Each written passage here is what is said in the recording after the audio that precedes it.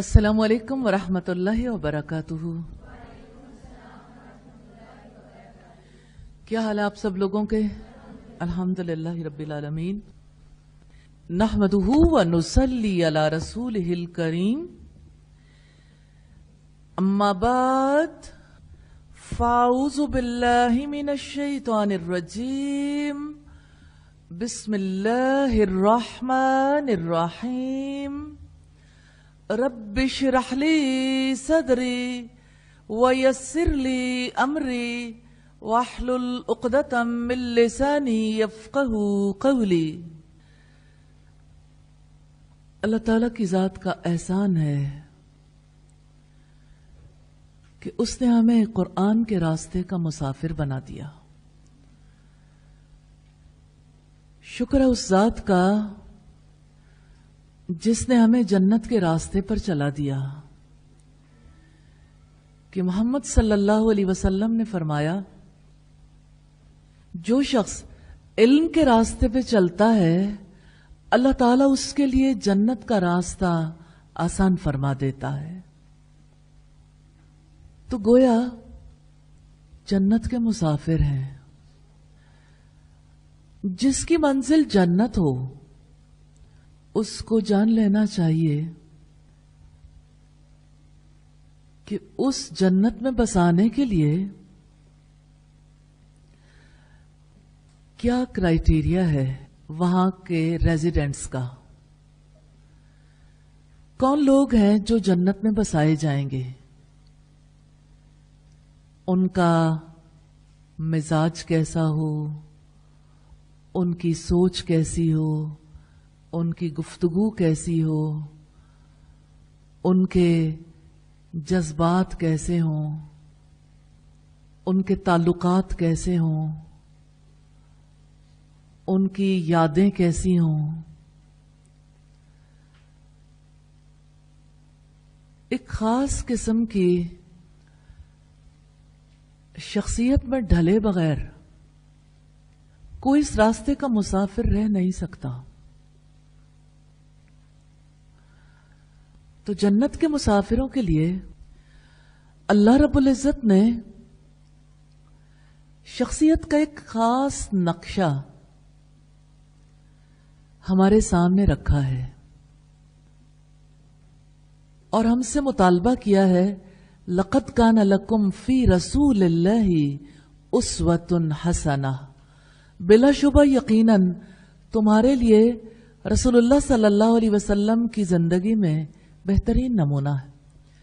کتنے خوش نصیب ہیں امت مسلمہ کے افراد کہ وہ محمد صلی اللہ علیہ وسلم سے محبت کرتے ہیں، آپ صلی اللہ علیہ وسلم کی اتباع کرنا چاہتے ہیں، آپ کی اتباع، آپ کی پیروی کو اپنے لیے سعادت سمجھتے ہیں۔ کتنی سعادت ہے اس امت کی کہ ان کے پاس یہ فہم ہے، ورنہ اگر آپ دنیا کی دوسری قوموں کو دیکھیں تو بہت ذہین افراد بھی ہیں، بنیادی طور پر خیر کا پوٹینشل رکھنے والے افراد بھی ہیں، دنیا میں بڑی محنت بھی کر رہے ہیں اور دنیا کی ترقی کے لیے ان کی محنت بہت کام بھی آ رہی ہے، لیکن افسوس ہے، حسرت ہے اس بات کی کہ وہ جنت کے راستے کے مسافر نہیں بن پائے۔ اور ذمہ داری اس امت کی ہے کہ وہ سب کو اللہ تعالیٰ کا پیغام پہنچا دے۔ اور اگر دیکھیں تو یہ اللہ تعالیٰ کی کتنی بڑی رحمت ہے کہ اس امت کے افراد کو نبی صلی اللہ علیہ وسلم سے تعلق کے لیے وہ محنت کرنے کی ضرورت نہیں ہے جو آج دنیا کے دوسرے لوگوں کو درکار ہے، کیونکہ آپ صلی اللہ علیہ وسلم کی نفرت کے لیے زیادہ کام کیا گیا۔ اللہ تعالیٰ سے میں دعا کرتی ہوں ہماری خطائیں، ہماری غلطیاں معاف فرما دیں، اور اللہ تعالیٰ ہمیں جنت کے راستے پر چلا دیں، جو علم کے راستے پہ چل نکلے ہیں اللہ تعالیٰ ان سب کو عمل کرنے کی توفیق عطا فرما دے، اور اللہ تعالیٰ ہمیں ایسا بننے کی توفیق دے دے کہ ہم اسے پسند آ جائیں۔ تاریخ میں ایک وقت وہ تھا جب نبی صلی اللہ علیہ وسلم کے ساتھ وہ لوگ جو آپ پر ایمان لائے، جنہوں نے آپ پر یقین کیا، انہوں نے اپنا فوکس یہ رکھا کہ آپ صلی اللہ علیہ وسلم کی ہر بات پر عمل کرنا ہے، آپ صلی اللہ علیہ وسلم کی جتنی تعلیمات ہیں، جتنے آپ کے افعال ہیں، کوئی چیز مس نہیں ہونے دینی۔ میں سمجھتی ہوں کہ صحابہ کرام کے اس پیشن کو فالو کرنے کی ضرورت ہے، جس کے بعد ہم جنت کے راستے پر مستقل چل سکیں گے انشاءاللہ تعالی۔ ہم نے یہ کورس اسی غرض سے شروع کیا ہے جس کا نام شخصیت ہے۔ اگرچہ مسلمان عورت کی شخصیت کے لیے جو بنیادی پہلو درکار ہیں وہ مسلمان مرد کی شخصیت کے لیے بھی درکار ہیں۔ ذمہ داریوں کے اعتبار سے اور فطری اعتبار سے جو اللہ پاک نے فرق رکھا ہے، اس لحاظ سے ڈیمانڈ تھوڑی سی مختلف ہو جاتی ہے، لیکن اوور آل انسان ہونے کی حیثیت سے دونوں برابر ہیں، نیک اعمال میں دونوں برابر ہیں۔ تو اس اعتبار سے مزاج تو ایک جیسا ہی چاہیے، سوچ بھی ایک جیسی چاہیے، جذبات بھی ایک جیسے ہی چاہیے، کلام بھی ایک جیسا ہی چاہیے۔ تو میں اس کورس کا تعارف کروانے سے پہلے آپ سے یہ پوچھنا چاہتی ہوں، سنت سے کتنی محبت رکھتے ہیں؟ کیا رسول اللہ کی سنت کا علم ہونے کے بعد آپ اس کو پوسٹ پون کر دیتے ہیں یا فوراً عمل کرنے کی کوشش کرتے ہیں؟ میں آپ کو ایک دلچسپ بات سنانا چاہتی ہوں۔ آپ جانتے ہیں انسان فوری واقعات سے زیادہ متاثر ہوتا ہے۔ میری بہن کی مدر ان لا کی ڈیتھ ہوئی اور وہاں یہ تذکرہ چل رہا تھا کہ وہ سنت سے بہت محبت کرتی تھیں اور نبی صلی اللہ علیہ وسلم کی سنت کو فالو کرنے کے لیے کوشش کرتی تھیں، تو اللہ پاک نے انہیں موت بھی ایسی دے دی کہ نبی صلی اللہ علیہ وسلم بدھ کو بیمار ہوئے تھے اور آپ کا سوموار کو انتقال ہوا تھا۔ میری امی جی بھی وہیں بیٹھی ہوئی تھی، تو انہوں نے فوراً دعا کی کہ اللہ مجھے بھی ایسی موت نصیب کرنا، جس طرح آپ کے ساتھ یہ معاملہ ہوا میرے ساتھ بھی اسی طرح سے معاملہ ہو۔ تو اللہ پاک نے انہیں بھی الحمدللہ یہ موقع دیا، لیکن بات اصل میں موت کی نہیں، حیات کی ہے۔ پوری حیات میں ان کے اندر سب سے زیادہ یہ خواہش ہوتی تھی، جس سنت کو انہیں پتہ چلتا تھا فوراً اس پر عمل پیرا ہونے کی کوشش کرتی تھی۔ تو مجھے یہی بات سمجھ آتی ہے کہ اللہ پاک کی رحمت انہی لوگوں کے ساتھ ہوتی ہے جو نبی صلی اللہ علیہ وسلم کی سنت کو فالو کریں۔ تو آپ سے یہ پوچھنا چاہتی ہوں کہ یہ آپ کا ایک وجود ہے جس میں آپ کا ذہن ہے، آپ کا دل ہے، جس میں آپ کی روح ہے، ابھی ہے کل نہیں رہے گی، تھوڑے دنوں کا قیام ہے۔ تھوڑے دنوں کے اس سفر میں آپ کو نبی صلی اللہ علیہ وسلم کی جس سنت کا پتہ چلے آپ کیا کریں گے؟ کیونکہ یہ کورس اگرچہ لفظوں کے توسط سے ہی سیکھیں گے لیکن ہے عمل سے متعلق۔ آپ جانتے ہیں شخصیت کو پڑھنے کا مقصد یہ ہوتا ہے اپنی شخصیت کو ڈھالنا۔ تو ڈھالنا اسی وقت ممکن ہو سکتا ہے اگر آپ ڈھالنے کے لیے تیار ہوں، ارادہ کریں اور ایک پیشن کے ساتھ اس کو پوری حیات میں جاری رکھیں. تو کہیے کیا ارادہ ہے؟ شخصیت، ایک جنتی کی شخصیت کیسی ہوتی ہے؟ انبیاء کو دیکھتے ہیں اور محمد صلی اللہ علیہ وسلم کو. اور آپ صلی اللہ علیہ وسلم نے صحابہ کرام کی طرف اشارہ کر کر کے بھی بتایا، جس کو جنتی شخص کو دیکھنا ہو فلاں کو دیکھ لے. لیکن ہمارے لیے مثال، ہمارے لیے نمونہ انبیاء ہیں، محمد صلی اللہ علیہ وسلم اور والذین معہ، اور جو لوگ ان کے ساتھ تھے. کیونکہ رب العزت نے ان کے مثال بیان کی ہے قرآن حکیم میں، سورہ الفتح کی آیت نمبر 29 میں. محمد الرسول اللہ، محمد صلی اللہ علیہ وسلم اللہ کے رسول ہیں. والذین معہ، اور جو لوگ ان کے ساتھ ہیں. مجھے اس بات پر کبھی کبھی بہت خوشی ہوتی ہے. میں کبھی کبھی کی بات اس لیے کر رہی ہوں کہ اصل میں تو جو فزیکلی بھی ساتھ تھے، مقام تو اصل میں انہی کا ہے. لیکن جب میں یہ سوچتی ہوں کہ ہم میں سے کون ہے جو ان کا مشن اپنانے والا نہ ہو، ہم بھی تو ان کا ساتھ دینے والوں میں سے ہیں. اگرچہ بہت بعد میں آئے، لیکن ایک ایک نقش قدم پر قدم رکھ کے چلنا چاہتے ہیں. ہم اپنی حیات کو اسی طرح ڈھالنا چاہتے ہیں اور اسی کے لیے یہ سٹرگل کر رہے ہیں کہ اللہ تعالیٰ ہمیں ان کے پیچھے پیچھے اپنی جنت میں جگہ دے دے. تو جب میں یہ سوچتی ہوں والذین معہ میں ہم سب بھی شامل ہیں اس اعتبار سے، تو مجھے پھر بہت خوشی ہوتی ہے.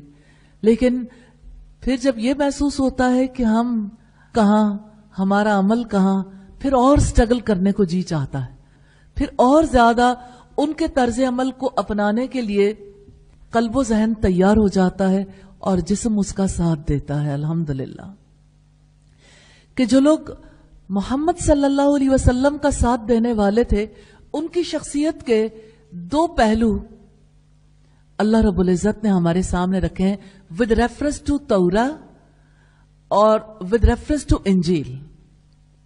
شخصیت کا ایک پہلو جو انفرادی زندگی سے متعلق ہے، اس میں رب العزت کا فرمان ہے اشداء علی الکفار رحماء بینہم.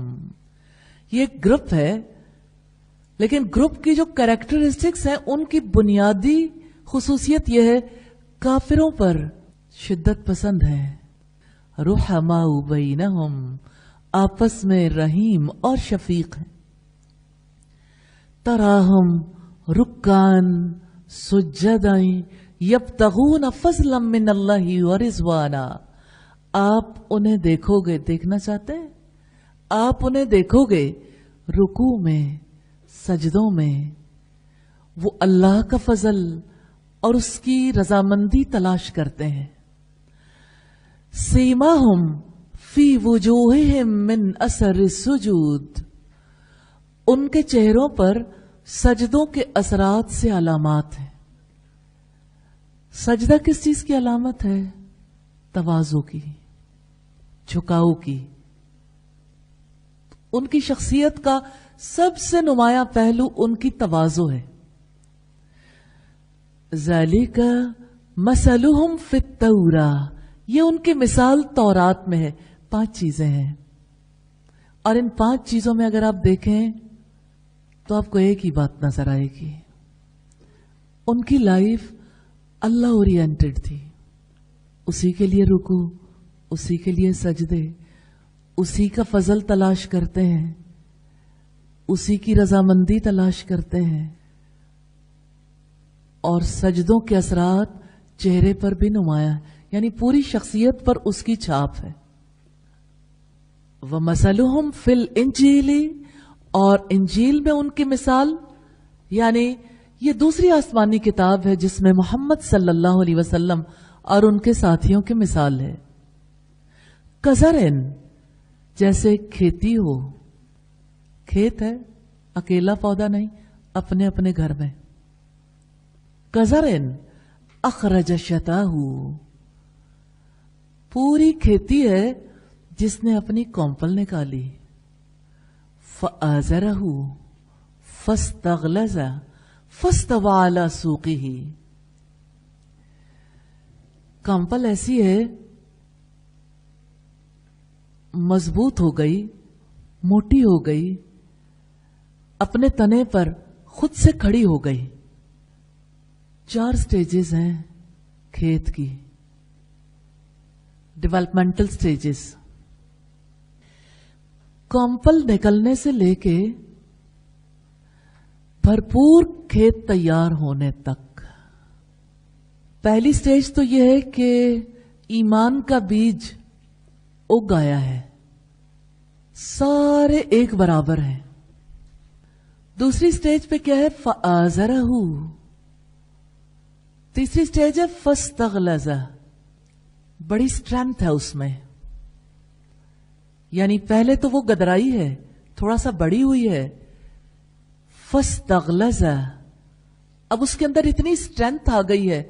فاستوى على سوقه، پھر وہ اپنے تنے پر کھڑی ہو گئی ہے. کاشت کرنے والوں کو وہ خوش کرتی ہے تاکہ کافر ان کو دیکھنے سے جلیں. فوکس کلیئر رکھنا ہے شخصیت کی تبدیلی کے لیے. یہ شخصیات اس مقصد کے لیے تیار نہیں کی جا رہی کہ کسی تاریک گوشے میں اپنی زندگی بسر کر کے اس جہان فانی سے رخصت ہو جائے. یہ تو حق اور باطل کے مارکے میں اتاری جا رہی ہیں. اس دنیا میں انہیں حق کو لے کر اٹھنا ہے، انہیں اللہ کا پیغام دنیا تک پہنچانا ہے، انہیں لوگوں کو خدا شناس بنانا ہے، انہیں ساری زمین پر اللہ کے نظام کو قائم کرنا ہے. محض انفرادی طور پر نیکیاں کر لینے سے اللہ تعالیٰ کی مرضی اس جہان میں پوری نہیں ہوتی. وہ ادھوری شخصیت ہے، کامل شخصیت نہیں ہے جو اللہ تعالیٰ کے پروگرام کو قبول نہ کرے. اسی وجہ سے ہمیں یہ بتایا گیا لا رہبانیت فی الاسلام، اسلام میں کوئی رہبانیت نہیں ہے. اور آپ جانتے ہیں راہب کہتے ہیں تارک دنیا درویش کو، یعنی جو دنیا میں کھو جانے کے ڈر سے آبادیوں سے بھاگتا ہے اور خود نیک ہونے کی کوشش کرتا ہے. تو رب العزت ہم سے یہ چاہتے ہیں کہ ہم رہیں دنیا میں، رہیں اسی کے ہو کر، اور اس دنیا میں ایسے ہی لوگوں کو ہم تیار کریں. یعنی پوری سوسائٹی کا نقشہ تبدیل کرنے کے لیے اسی طرح سے کام کریں جیسے محمد رسول اللہ صلی اللہ علیہ وسلم نے کیا تھا. اور آپ صلی اللہ علیہ وسلم نے سب سے پہلا کام کیا کیا تھا؟ جب آپ ہرا سے لوٹے تھے، ہرا میں تو آپ بہت مدت سے جا رہے تھے، جب آپ پر پہلی وحی نازل ہوئی تو آپ نے اپنے تک نہیں رکھی کہ میں اگر کسی کو بتاؤں گا تو سب لوگ کیا کہیں گے. ایسی بات نہیں تھی. آپ نے فوری طور پر اپنے قریبی ترین فرد کے سامنے اس کا اظہار کیا، یعنی حضرت خدیجہ کے سامنے.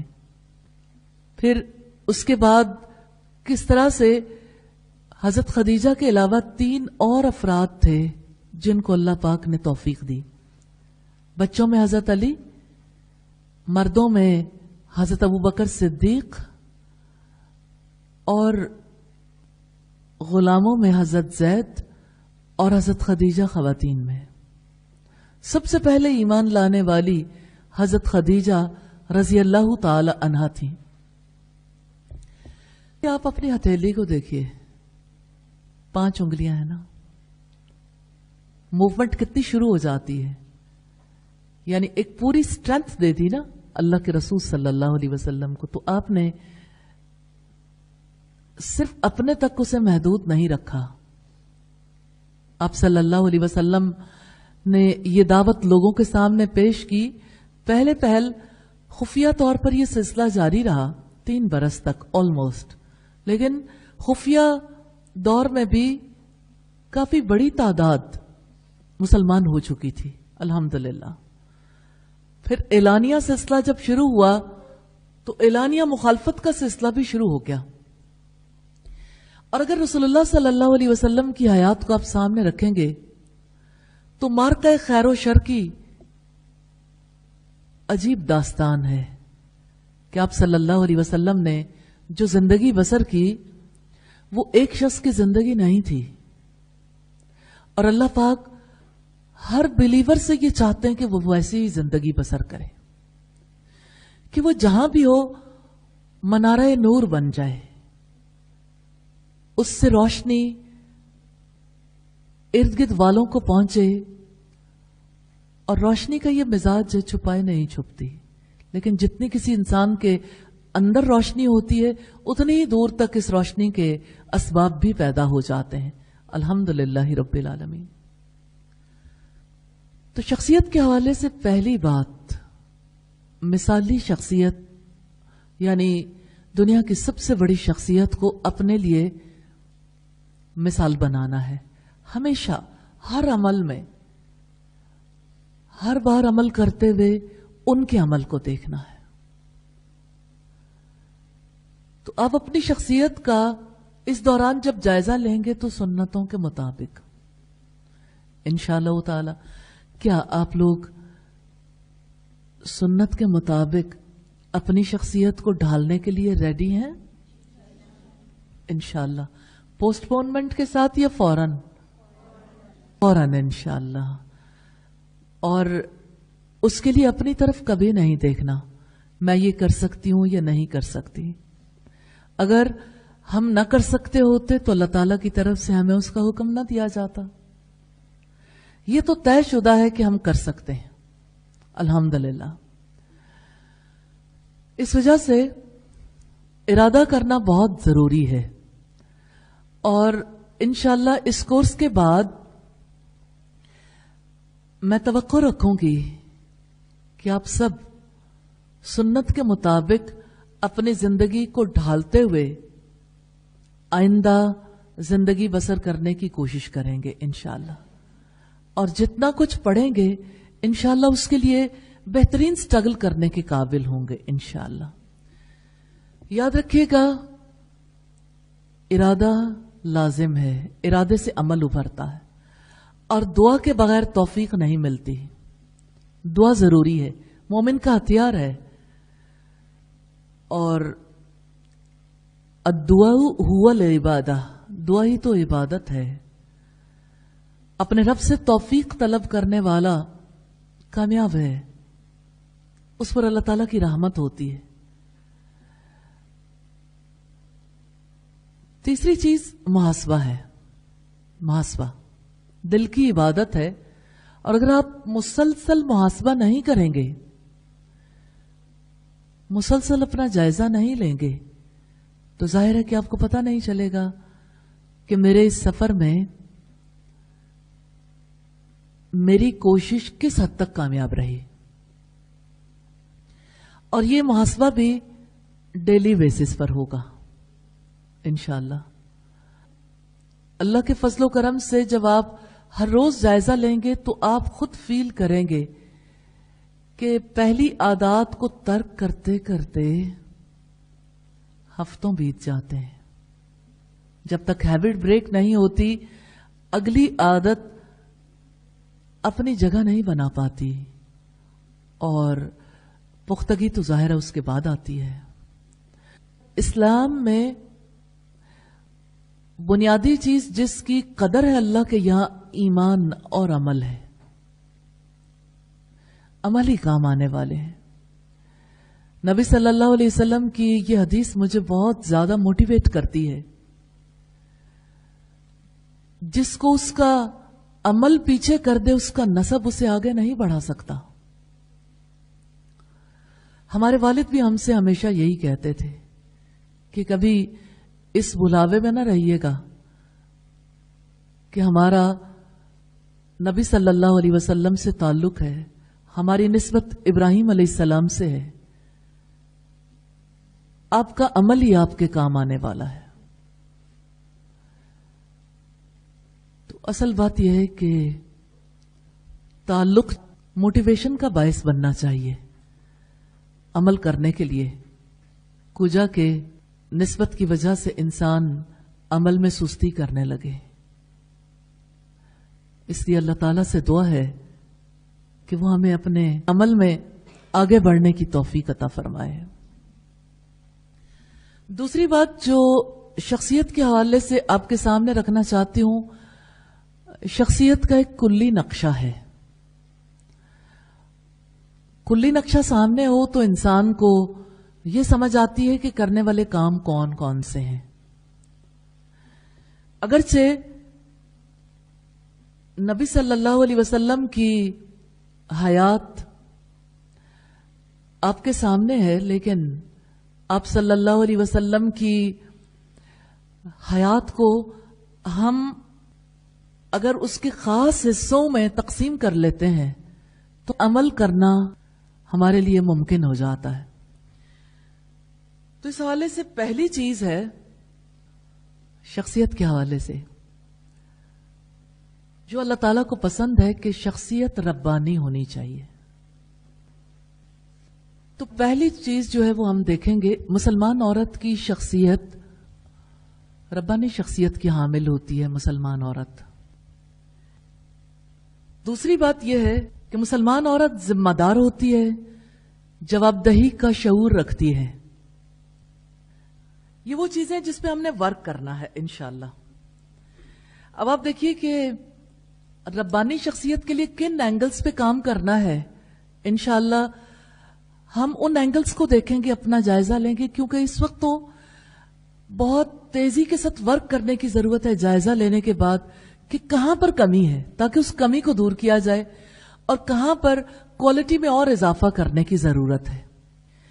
اسی طرح سے آپ دیکھیں کہ کون ہے جو ذمہ دار نہیں بننا چاہتا، لیکن جواب دہی کے شعور کے بغیر ذمہ داری کوئی قبول بھی نہیں کرتا اور ذمہ دار نہیں بنتا. تو مسلمان عورت ذمہ دار ہوتی ہے، جواب دہی کا شعور رکھتی ہے. تیسری چیز ہے مسلمان عورت تواضع اور انکساری کا نمونہ ہوتی ہے. وہ جو ہم نے دیکھا نا، سیماہم فی وجوہہم من اثر السجود. تو مجھے کبھی لگتا ہے کہ تواضع کا اصل مفہوم سمجھ نہیں آتا. یعنی تواضع کو جب پڑھتے ہیں تو اس کو خود اپنے پری کانسیپٹس کے اعتبار سے اسی طرح سے بنانے کی کوشش کرتے ہیں، کیونکہ میں نے دیکھا کہ ایک عجیب طرح کی مسکنت اور ایک عجیب طرح کی سنجیدگی اپنے اوپر سب لوگ طاری کر لیتے ہیں. اور جو بھی ایک مسلم کو دیکھتا ہے، یعنی آپ کہہ لیجئے نیو مسلم کو، جو کوشش کر رہا ہے کہ اللہ پاک کا پیارا بندہ بن جائے، جو دین کا طالب علم ہوتا ہے، تو نارملی اس کی شخصیت میں وہ چام نہیں رہ جاتا.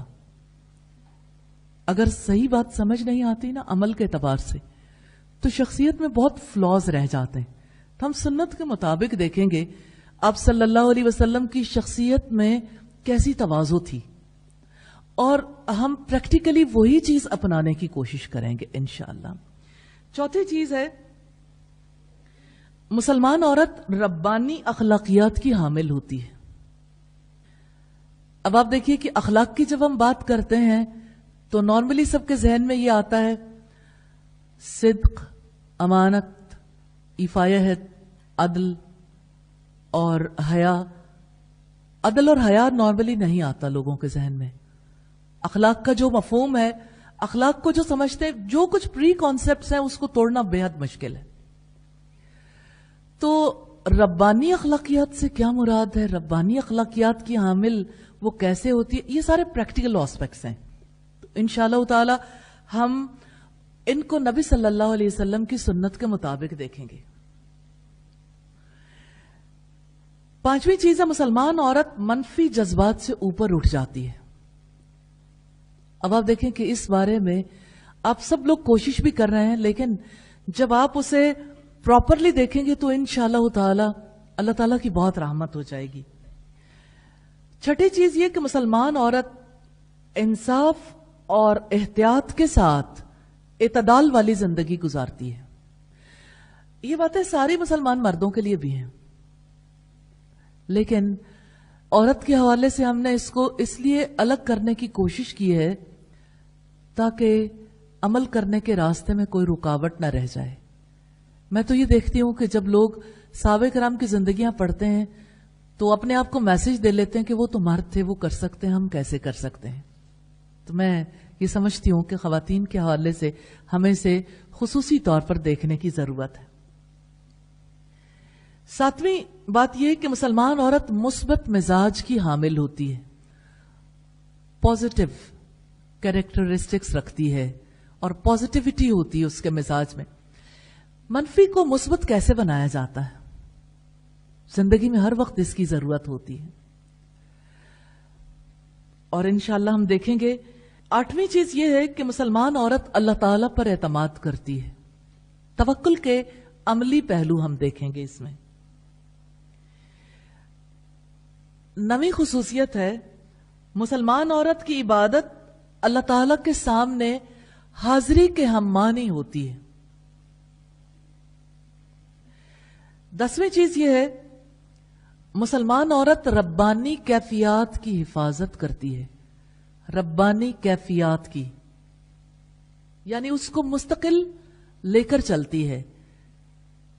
دیکھیں، عارضی طور پر کسی کام کو کر لینا، کبھی کے کبھی کر لینا اور بات ہے، حفاظت بہت ضروری ہے. تقوی کی حفاظت کتنی ضروری ہے. اور اسی طرح سے سخت حالات انسان کی زندگی میں پیش آتے رہتے ہیں. سخت حالات میں، مشکل حالات میں کیا کریں؟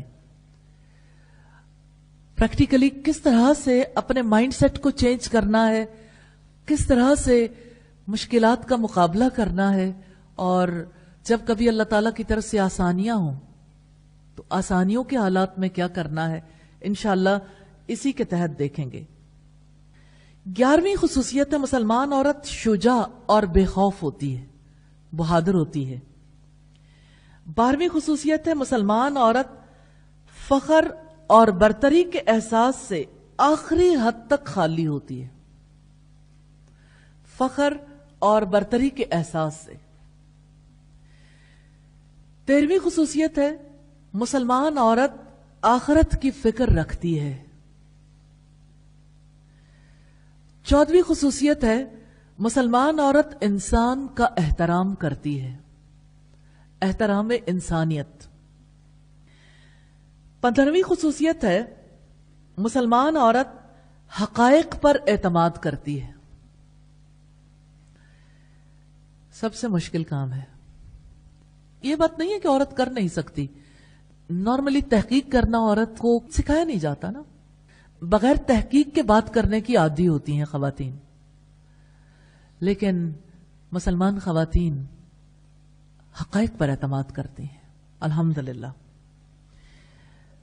اور 16ویں خصوصیت ہے مسلمان عورت اشتعال انگیز نہیں ہوتی. جھگڑے اور نزاع کے مقام سے کیسے ہٹتی ہے، انشاءاللہ ہم اسے دیکھیں گے. اور 17ویں خصوصیت ہے مسلمان عورت رازوں کی حفاظت کرتی ہے. اور 18ویں خصوصیت ہے مسلمان عورت مشکل میں آسانی کو دیکھتی ہے. اور 19ویں خصوصیت ہے مسلمان عورت اصلاح میں تدریج سے کام لیتی ہے. چلیے آپ مجھے یہ بتائیے، یہ 19 چیزیں ہیں جو ہم سٹڈی کریں گے، اور اگر آپ یعنی اور بھی بہت سارے پہلو ہو سکتا ہے، میں نے بیسک پہلو جو ہیں وہ آپ کے سامنے رکھیں. اس سے آگے جو اس سے متعلق چیزیں وہ بہت زیادہ ہیں اور ہم ان کو انشاءاللہ ڈسکس کریں گے. لیکن بنیادی جو کرنے والے کام ہیں وہ میں نے آپ کے سامنے رکھنے کی کوشش کی ہے. اللہ تعالی ہماری مدد فرمائے. کیا چیز دل میں آتی ہے؟ آپ یہ سارے کام کر سکتے ہو؟ انشاءاللہ کرنے ہیں. انشاءاللہ دعا کر لیں، کیونکہ پہلی چیز دعا ہے. ارادہ تو آپ نے کر لیا، آپ دعا کر لیں، اللہ تعالیٰ مدد فرمائے. اپنے لیے بھی دعا کیجیے گا، میرے لیے بھی دعا کیجیے گا. میں بھی آپ کے لیے دعا کروں گی انشاءاللہ. سبحانک اللہم و بحمدک نشہد ان لا الہ الا انت نستغفرک و نتوب الیک ونتوب الیک ونتوب الیک ونتوب الیک ونتوب الیک.